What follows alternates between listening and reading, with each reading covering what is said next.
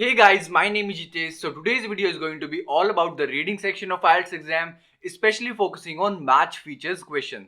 तो दोस्तों match feature वाले क्वेश्चंस को कैसे सॉल्व करते हैं ये मैं आपको आज इस वीडियो में एक्सप्लेन करने वाला हूँ. तो इसलिए दोस्तों make sure that you stay till the very end of this video in order to fully understand what I am about to teach you. So without wasting any more time let's begin. तो दोस्तों video शुरू करने से पहले if you are new to this channel then make sure आप video को like कर दो, चैनल को सब्सक्राइब कर दो और नोटिफिकेशन बेल भी जरूर दबा दो. So with that being said, let's start with the video. तो दोस्तों सबसे पहले तो मैं आपको अपना IELTS का सर्टिफिकेट दिखा देता हूं so that you can judge for yourself that am I qualified enough to teach you or not. So this is my IELTS certificate guys. Here's my name, here's my photograph. And जैसा कि दोस्तों आप यहाँ देख पा रहे हो मेरे IELTS लिसनिंग में 9 बैंड्स आए हैं, IELTS रीडिंग में 9 बैंड्स आए हैं, IELTS राइटिंग में I got stuck at 6.5, IELTS speaking में 8 बैंड्स और ओवरऑल भी 8 बैंड्स आए हैं. So in this video guys, I am going to teach you how to solve match feature questions in IELTS reading section. दोस्तों IELTS reading section में total 11 question types होते हैं and it's very important कि आप इन सारे question types की कम से कम एक बार तो प्रैक्टिस जरूर कर लो. एंड दोस्तों आई कैन गारंटी यू कि ये वीडियो देखने के बाद आपको मैच फीचर्स वाले क्वेश्चंस पे और कोई वीडियो नहीं देखनी पड़ेगी. So what we are going to do specifically in today's video is, firstly I am going to explain the task to you, then I am going to take you through some simple guided practice. And at the end of this video, I will also give you some time for doing some solo practice as well. So starting with the task explanation guys. तो दोस्तों match feature वाले questions आपको कुछ इस type से दिखाई देंगे अपने एग्जाम में. ऊपर आपको एक पैसेज मिलेगी, पैसेज के बाद आपको कुछ इंस्ट्रक्शंस मेंशन की जाएंगी, उसके बाद आपको कुछ स्टेटमेंट्स मिलेंगी एंड लास्ट में आपको एक लिस्ट प्रोवाइड की जाएगी जो कि इस केस में है हमारी लिस्ट ऑफ कंट्रीज. तो दोस्तों मैच फीचर वाले क्वेश्चंस में आपको बेसिकली करना क्या होता है, आपको पैसेज को रीड करना है एंड उसके बाद इन सारी स्टेटमेंट्स के साथ इस लिस्ट में से एक ऑप्शन को मैच करना है. So now let's begin with some guided practice guys. So starting with the question number 1 guys. तो दोस्तों सबसे पहले तो हम एक बार अपने इंस्ट्रक्शंस को रीड कर लेते हैं. So look at the following statements, questions 1 to 7 and the list of countries below. Match each statement with the correct country A to J. Write the correct letter A to J in boxes 1 to 7 on your answer sheet. Note, you may use any letter more than once. तो चलिए दोस्तों अब हम अपने question को read करते हैं. It helped other countries develop their own film industry. या फिर इस क्वेश्चन को दोस्तों हम ऐसे भी समझ सकते हैं, which country helped other countries develop their own film industry? So was it France, was it Germany, was it USA, was it Denmark, was it Sweden and so on. So let's check in the paragraph. So here it's written guys, it was above all the French, followed closely by the Americans who were the most passionate exporters of the new invention, helping to start cinema in China, Japan, Latin America and Russia. दोस्तों first line में लिखा है it was above all the French who were the most passionate exporters of the new invention, helping to support cinema in China, Japan, Latin America and Russia. तो इसलिए दोस्तों हमारे question number 1 का answer है option A, France.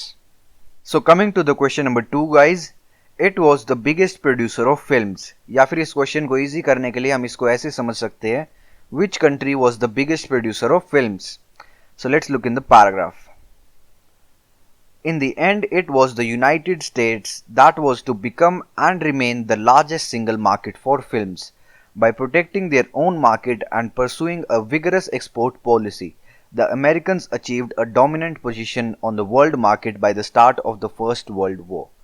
The center of filmmaking had moved westwards to Hollywood, and it was films from these new Hollywood studios that flooded onto the world's film markets in the years after the First World War and have done so ever since. तो दोस्तों I am sure आपको इसको पढ़ के अपना answer मिल गया होगा. हमारे क्वेश्चन नंबर 2 का आंसर है option C, USA. So coming to the question number 3 guys, it was first to develop the feature film, or which country was the first to develop the feature film? So here it's written guys, the Italian industry which had pioneered the feature film. Pioneered का synonym होता है दोस्तों invented, तो इसलिए हम इस line को ऐसे भी लिख सकते हैं, the Italian industry which had invented the feature film. तो इसलिए दोस्तों हमारे क्वेश्चन नंबर 3 का आंसर है option H, Italy. So coming to the question number 4 guys, it was responsible for creating stars. और which country was responsible for creating stars? तो दोस्तों stars यहाँ पे रेफर किया गया है मूवी स्टार्स को या फिर फिल्म स्टार्स को. तो दोस्तों हमारी पैसेज में यहाँ पे लिखा हुआ है Hollywood films appealed because they had better constructed narratives, their special effects were more impressive and the star system added a new dimension to screen acting. दोस्तों हॉलीवुड कौन सी कंट्री का है? हॉलीवुड है यूएसए का, तो इसलिए हमारे क्वेश्चन नंबर 4 का आंसर है ऑप्शन सी यूएसए। तो दोस्तों आपने यहाँ पे एक चीज नोटिस करी होगी कि हमारे क्वेश्चन नंबर 2 का आंसर भी यही था, ऑप्शन सी यूएसए। एंड दोस्तों हमारे क्वेश्चन नंबर 4 का आंसर भी यही है, ऑप्शन सी। लेकिन दोस्तों हमारी ये दोनों आंसर्स ही करेक्ट है। क्यों? क्योंकि हमारे इंस्ट्रक्शंस में दोस्तों यहाँ पे लिखा था you may use any letter more than once, मतलब कि हम अपने किसी भी ऑप्शन को एक से ज्यादा बार भी यूज कर सकते हैं। तो इसलिए are both answers, answer number 2 and answer number 4, both are absolutely correct. So moving on to the question number 5, guys, it made the most money from avant-garde films, or which country made the most money from avant-garde films?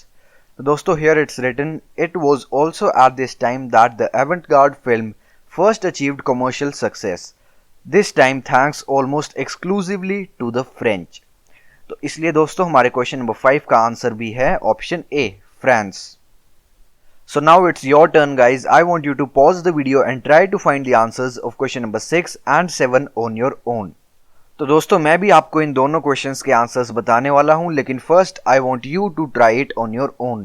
So how did you go? Did you find the answers? Let's check together. So starting with the question number 6, guys, it made movies based more on its own culture than outside influences. Or which country made movies based more on its own culture than outside influences? तो दोस्तों यहाँ पे last line में लिखा हुआ है Japan where a cinema developed based primarily on traditional theatrical and to a lesser extent other art forms and only gradually adapted to western influence. तो इसलिए दोस्तों हमारे क्वेश्चन नंबर 6 का आंसर है ऑप्शन एफ, जापान। लेकिन दोस्तों यहाँ पे एक चीज नोट करने वाली है कि हमारे क्वेश्चन में पास्ट टेंस में बात हो रही थी, इट मेड मूवीज। अगर प्रेजेंट टेंस होता दोस्तों यहाँ लिखा होता इट मेक्स मूवीज, तो फिर हमारा ये आंसर इनकरेक्ट हो जाता। क्योंकि दोस्तों यहाँ लास्ट में लिखा है Japan gradually adapted to western influence, मतलब जापान ने भी धीरे धीरे अडेप्ट कर लिया था वेस्टर्न इन्फ्लुएंस को। लेकिन स्टार्टिंग में लिखा है Japan where a cinema developed past tense की बात हो रही है, developed based primarily on traditional theatrical. Traditional का इस केस में मतलब है कि it was exclusive to Japan's own culture, तो इसलिए पास्ट टेंस की बात हो रही है, इसलिए हमारा ऑप्शन एफ करेक्ट है। So finally guys, moving on to our last question, question number 7, it had a great influence on silent movies despite its size, और which country had a great influence on silent movies despite its size?